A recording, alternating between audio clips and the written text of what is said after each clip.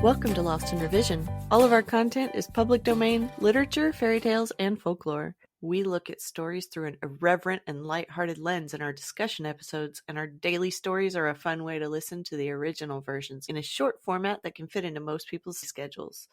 If you prefer to listen to full chapters, you can subscribe to our Patreon page. We just added a $1 option that provides early access and more. You can check the show notes for our Linktree page, where there are links to all of our public pages, ways to contact us, and all of our content. Our goal is to at least break even to cover our expenses, so any support that you can offer to help us reach that goal helps keep this podcast going and you entertained. All of our music is by Nathan Hubble and is used with his permission. Thanks, and enjoy the show. How Little John Lived at the Sheriff's.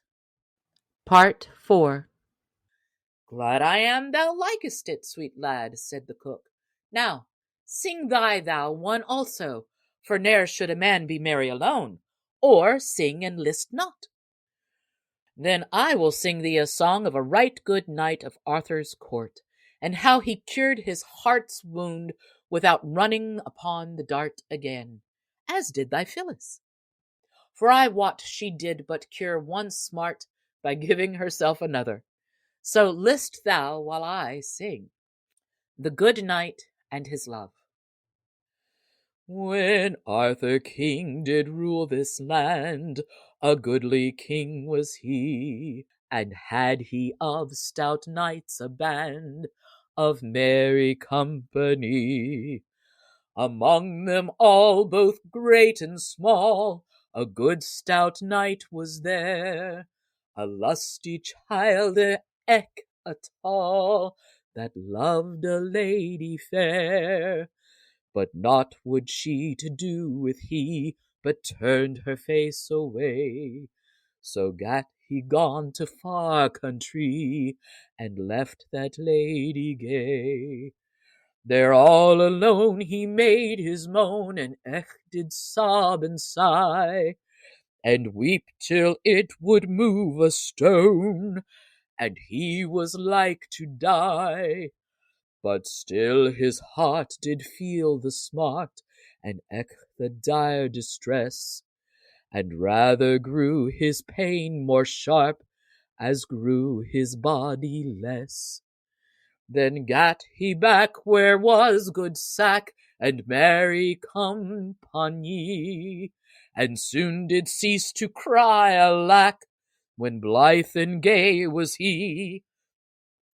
From which I hold and feel full bold to say and eke believe, that gin the belly go not cold, the heart will cease to grieve. Ha!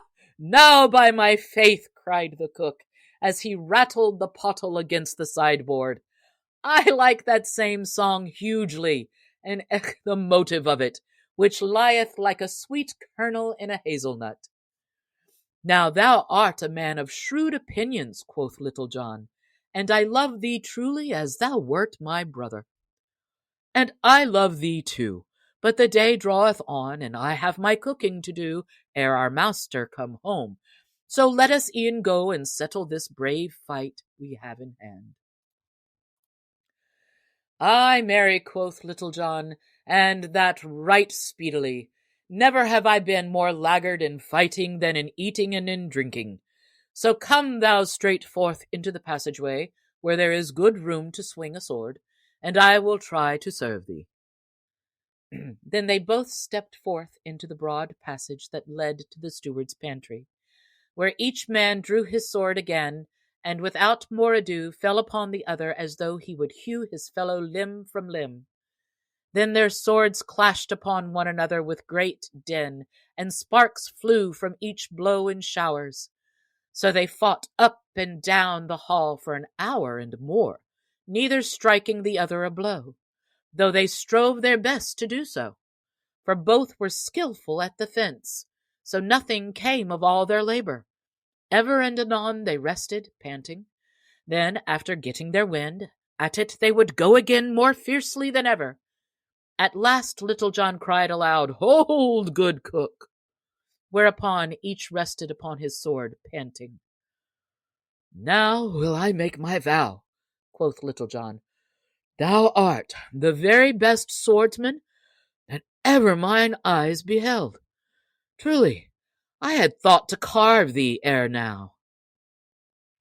And I had thought to do the same by thee, quoth the cook, but I have missed the mark somehow. Now I have been thinking within myself, quoth Little John, what we are fighting for, but albeit I do not rightly know.